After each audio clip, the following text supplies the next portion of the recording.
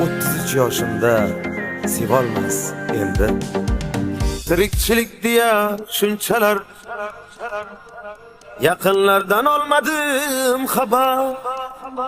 Ukam meni kechir shu safar, hech o'zimdan orta olmayapman. Hammasiga qo'l siltab qo'ydim, diydor tilab yashaydi ko'nglim.